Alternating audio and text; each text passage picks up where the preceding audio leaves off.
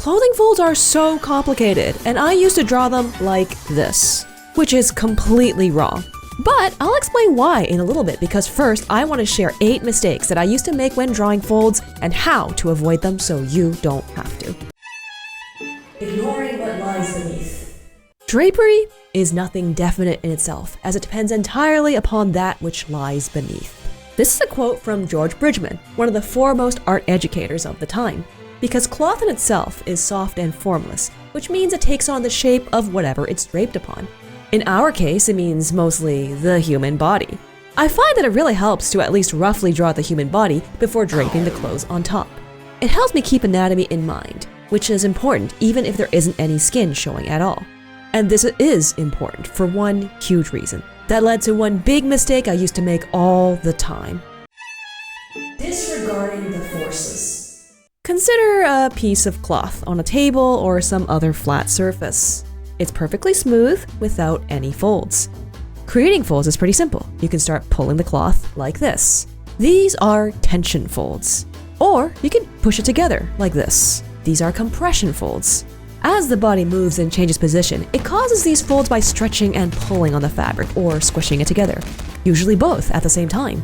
For example, on this pose. These are tension folds as the arm is stretching the cloth upward. But over here, we have compression folds as the shoulder squishes the fabric together. But these aren't the only forces we have to think about. There's also gravity. And this is one reason it's important to understand the body underneath the clothing. Even in a neutral pose, when cloth rests on a body part, gravity pulls down on the surrounding cloth, causing these tension folds. But there's even more than this. How the clothing was constructed can also create forces. For example, elastic bands, cuffs, buttons, all those can also create wrinkles in the clothing as well. Understanding these forces can help a lot when drawing clothing folds. And one great way of understanding them is to do a lot of drapery studies. Phew, that's a lot of practice we need to do though. But it can be easier if you have the right tools. Such as the sponsor of this video, XP Pen, with their brand new premium display tablet, the XP Pen Artist 16 Ultra. First of all, the display on this thing is gorgeous. It's a 4K OLED display with vibrant and accurate colors, which is great for artists that like to make colorful pieces. I was really blown away by how fantastic the screen was. You might not be able to tell if you're not watching this from an OLED screen, but the difference in person was insane. But also, it comes with 2 tablet pens with the responsiveness and accuracy you expect from XP Pen tablets. Drawing with these pens felt smooth and natural, almost like drawing on paper. But there's more. It also has a multi-touch screen for fast and intuitive panning and zooming. I think this is especially good for people who are accustomed to standalone devices like iPads. Honestly, I didn't expect the touchscreen to be this good since I've had bad experiences with other display tablets in the past, but this worked really well. I drew almost all the drawings you see in this video with this tablet, so if you're interested, check it out using the link in the description. And now, back to the video, where we were talking about how hard it was to learn how to draw clothing folds and how we should do drapery studies, like this one I did a while back. But like I mentioned at the beginning of the video, I did this all wrong because I was making the next mistake.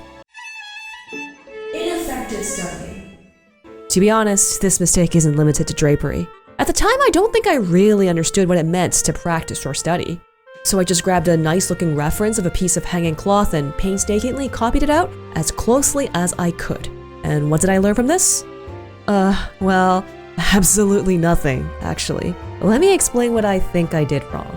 Let's take a look at the reference image. What I did was identify any dark or light shapes I was seeing in the reference, and then copy them, which isn't bad in itself.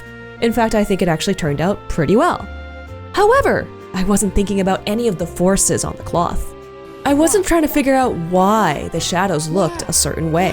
I was just blindly copying what I saw, and that didn't help me at all. So what would have helped me? Clothing folds are just so complicated and they come in so many different shapes. But what if I told you that someone has already figured it all out? Not knowing the 7 fold types. In fact, a much better artist than me has already figured it out. So why don't I learn from them instead? Bridgman identified 7 distinct types of folds that tend to occur in drapery.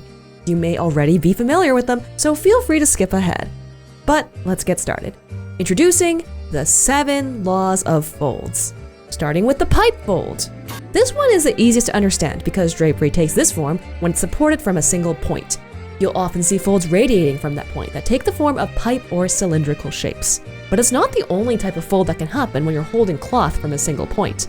You can also get drop folds, also called flying folds. These are much less regular than drop folds. It's particularly worth paying attention to the shape that the bottom edge makes. They look a little bit like overlapping flattened cones, and they tend to hang straight down if everything is still, but once things start moving, we get bends and twists. These folds are fantastic for expressing movements. But what if there are 2 supporting points instead of 1? That's when we get the diaper fold. Initially, creases radiate from the support points, just like pipe folds. But as these wrinkles meet in the middle, they sag and interlock. And it looks kind of like a diaper. It's not too hard to understand, right? But dangling cloth from supports is not the only way to apply forces. How about compression forces?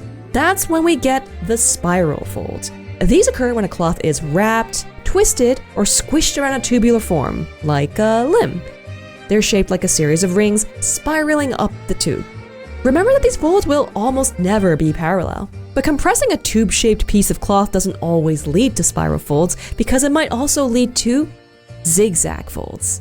Sometimes the folds look uneven and jerky. They buckle and seem to travel in alternate directions.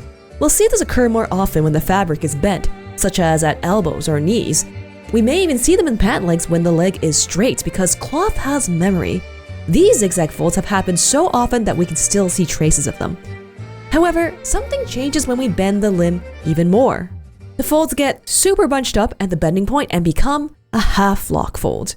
These occur every time the fabric abruptly changes directions. Primarily, we'll see them at the inside corner of bending limbs. They get bunched up at that point, creating a deep valley and a crease that locks over the top of it. Remember that half-lock folds are also visible from the front. The cloth bulges outwards as the joint bends because there's nowhere else for it to go. They can be a little tricky to draw, but there's a much more difficult type of fold, the inert fold. This is just a piece of cloth that's just draped on the floor, all crumpled up. It can be comprised of all sorts of different types of folds. I find these really difficult to figure out because unlike the other types of folds, there aren't really any clear forces acting on it. It mostly just reflects the surface it's placed on. Personally, I'll just pull out a reference if I need to draw one of these. There's absolutely no shame in doing that. And that covers all of the 7 types of folds laid out by George Bridgman. If you get good at drawing them and understand where they can occur, they can be a really useful tool in drawing good drapery. And that's why lots of art educators like to talk about these fold types. Except, I have a confession to make. I've personally never studied or used these fold types at all. I do genuinely think they're good to know, but remember that art isn't one big unified field. There isn't a single agreed upon best way to learn how to draw. Everyone is different and everyone learns in different ways. So I guess not knowing them isn't really a mistake after all. And personally, there was something else that I kept messing up that was way more important. Thinking in 2D. But before I get into that, I have a question. What shape are clothing folds actually? Some people might say, oh, they're X, Y, or Z shapes. Or maybe they're triangles. Which one is it? The answer is neither. It's true that when analyzing a photograph or a drawing, we can see a lot of these XYZ shapes or triangle-shaped shadows, but they don't tell the entire picture because in reality, a clothing fold is a 3D shape.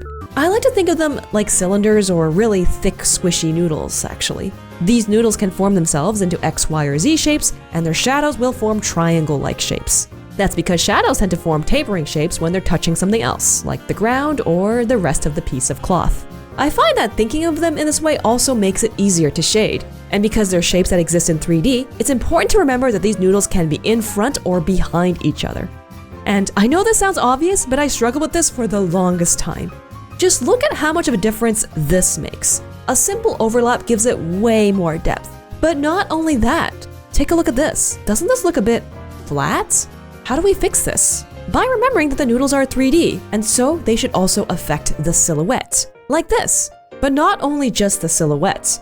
The next thing is something I personally really struggle with. To explain, let's take a look at this reference, in particular, the sleeve. How should I draw it? Like this, maybe? But something's not quite right here. What did I do wrong? Let's take a closer look at the reference again. Look at this shadow in particular. It forms a very clear and distinctive shape, so I outlined that shape with the line. But this is wrong. So if we're drawing noodles, it should look something like this, right? If I take a note of where I'm putting the lines, I'd say mostly between the noodles. And if I try to imagine this reference as noodles, it looks like this, maybe? But notice how the shadow line isn't between any of these noodles. In fact, it's right on the surface of a noodle, which is why it looks so weird. I'm not being consistent with what my lines are supposed to represent. In this case, I'm using them to represent form. But there's one very important caveat about lines, which is that they don't actually exist in real life. This is just how I'm personally choosing to use lines, but there are tons of alternative ways to express form. In fact, why don't we get rid of lines altogether? But we'll have to make sure that we don't make mistake number 6. Forgetting about edges. So now we're getting into shading, and there are a bunch of things we should think about while we're shading. I'm not gonna get into it now, but you can check out this video if you're curious. When shading clothing folds though, one of the most important things to think about is edges. Of course, if you're just doing hard shading, you can ignore this. But if we want to properly capture the softness of fabric, this is one way we can do it. So there are different types of edges. Hard edges for sharper corners, and soft edges for rounded ones. Well, that's pretty easy, right? Cloth is very soft, so we want to use mostly soft edges, but this doesn't look so good. But the main thing about cloth is that it's flexible, which means it can form both sharp corners and rounded ones. So expressing these with a variety of different edges is important for believability when you shade your clothing. But there's also something else we need to think about when considering what kind of edge to use. Neglecting the material. Obviously, fabric can be very different, from the thin, silky smoothness of silk to a thick woolen sweater. For example, in general for thicker fabric, the wrinkles will be softer and rounder. If you're drawing lines, you'll want to draw less of them, and the edges will generally be softer. But not only that, thicker material tends to hold its shape more, which means that it tends to obscure the form underneath more. That means it can be more difficult to preserve the form of the body underneath. Compare this heavy hoodie to this thin t-shirt. The thin cloth almost clings to the skin.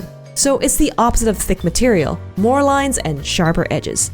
But thickness isn't the only way that cloth differs either. We also need to consider stiffness. Let's take a look at this starched shirt. Look at how much sharper and more angular the creases are. It's a good idea to study different types of fabric to see how it affects the way the wrinkles form. Not considering design. At this point, we've learned a lot about clothing folds. We know that we should remember what's underneath it. We think about the forces acting on it. We think of folds as 3D shapes, so we should be able to draw folds down, right? So why doesn't this look good? That's because we have to remember that we are making art. We don't necessarily always want to be perfectly accurate. And if we're drawing from a reference, we don't have to draw everything we see. Using a reference isn't about perfect accuracy. In fact, Bridgman says, folds should have a decorative arrangement as well as an understanding. The knowledge that there is the art of knowing what to leave out. But then, how do we know which folds to draw and which to remove? Now this comes down to good design. We have to think about the balance between detail and empty space, variety in lengths and angle. And honestly, I find this pretty tough, and it's beyond the scope of this video. But you can try trusting your instincts sometimes on what you feel looks good. Honestly, I'm still learning how to draw folds, but I hope sharing what I know is at least a little bit helpful. If it was, consider drawing folds on the subscribe button or something. Anyway, thank you so much for watching, and as always, I'll catch you next time. Bye-bye!